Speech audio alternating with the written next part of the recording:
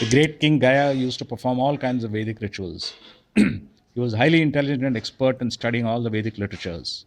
He maintained the religious principles and possessed all kinds of opulence. He was a leader among gentlemen and a servant of the devotees. He was a totally qualified plenary expansion of the Supreme Personality of Godhead. Therefore, who could equal him in the performance of gigantic ritualistic ceremonies? All the chaste and honest daughters of Maharaja Daksha, such as Shraddha, Maitri, and Daya, whose blessings were always effective, bathed Maharaja Gaya with sanctified water. Indeed, they were very satisfied with Maharaja Gaya. The planet Earth personified came as a cow, and as though she saw her calf, she delivered milk profusely when she saw all the good qualities of Maharaja Gaya. In other words, Maharaja Gaya was able to derive all benefits from the earth and thus satisfy the desires of his citizens. However, he personally had no desire. So this is the ideal king, which is why his story is here in the Bhagavatam. So many names are mentioned in some of the verses that we get confused who is who, but it doesn't matter. Those names, just by reciting anything from the Bhagavatam, we get benefit from it. We needn't worry about all those names, but let us remember the names of the famous, outstanding kings, the outperformers. So King Gaya was one of them. So we learn that, first of all, he could do all this because he got blessings from the authorities. So whether a ruler or a leader, you need blessings from the authorities. Sometimes devotees, they think that they understand Krishna consciousness and that that people are listening to them, therefore they're qualified to be leaders, and they want to go ahead and be leaders. And then they make their own setup, which will be independent of anyone else, and they feel very proud. But we should remember that success comes by getting blessed by the authorities. So no one should do anything which is not blessed by the authorities. The GBC is the ultimate managing authority of ISKCON. So similarly, a ruler gets blessings from the authorities, and in this case, the authorities were the chaste and honest daughters of Maharaja Daksha. So this is not just Maharaja Daksha, but his chaste and honest daughters. So just see, when people would try to say that according to the Vedas, women are inferior, according to Prabhupada, women are inferior. But here what we find is that no. King Maharaja Gaya, a male, derived his authority and his success because of women, the chaste and honest daughters of Maharaja Daksha. So how is that so? Because they were chaste and honest. So their chastity made them very spiritually powerful so that they could give blessings. Therefore, there is no gender discrimination at all in our Vedic system.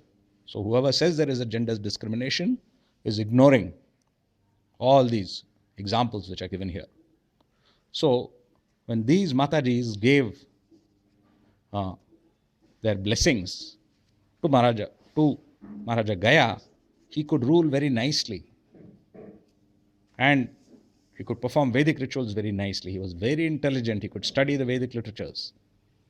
He maintained the religious principles. The ruler is not one who just tries to please the citizens according to their whims and fancies. Instead, he maintained the religious principles, made sure that everyone followed the religious principles according to his varna and ashrama. And by doing all this, he possessed all kinds of opulence. Where did he get the opulence from? He got the opulence from Mother Earth. It is Mother Earth who gives everything to us. Everything comes from Mother Earth.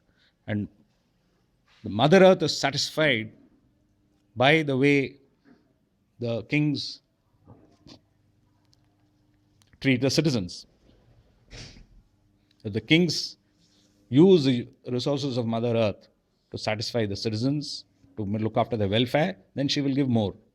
Instead, if he uses it to fulfill his own desires, like people, the sheikhs of the Middle East, they'll extract the oil from the ground and use it for themselves. They'll use it for war making. They'll use it for buying unwanted weapons from the crooked West. These people are not doing anything to satisfy this. Of course, they are. In order to maintain themselves in power, they give a lot of money and other things to the citizens. But at the same time, they give money to terrorists also, or to export fanaticism and maintain their, and they don't follow religious principles. Generally, they all are indulging in illicit sex and intoxication apart from meat eating and gambling. So these are not the kind of rulers. A ruler who uses the resources of the earth to satisfy the citizens nicely, to rule well, honestly, at the same time maintaining religious principles, such kingdoms will get more and more. And this is the kind of leader which we should be. He was a leader among gentlemen and a servant of the devotees. Once again, the emphasis is there that first of all, he acted as a gentleman and then he was a servant of the devotees. So, this is the Bhakti Vriksha, servant leader. Exactly, we see from the Bhagavatam. He was a leader among gentlemen and a servant of the devotees. Servant leaders coming here from the Bhagavatam. Bhakti Vriksha is coming from the Bhagavatam. This is the kind of leader. You be a servant and you be a leader. And then all success comes.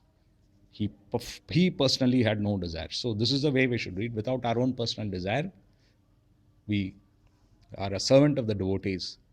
And in that case, we'll be very happy. So when we are very young, we are only thinking of fulfilling our desires. So the youth are used to that. When will my desires be fulfilled? But the youth who grown up in Mathura Desh, remember, you've been given a very special position. Those who have grown up in Krishna consciousness have been given a very special position. So please utilize that. Don't envy those foolish, those unfortunate youth who did not grow up in Krishna consciousness and who spent all their intelligence and capabilities only in trying to become more materially successful. Don't be envious of them. Don't copy them. Instead, you have the best of all positions having been brought up in Krishna consciousness. So copy Maharaja Gaya. Be a great leader. Be a top person, but in the footsteps of Gaya, not of these other non-devotees. And then you'll be very happy and successful and you'll do real good benefit for the world. Hare Krishna.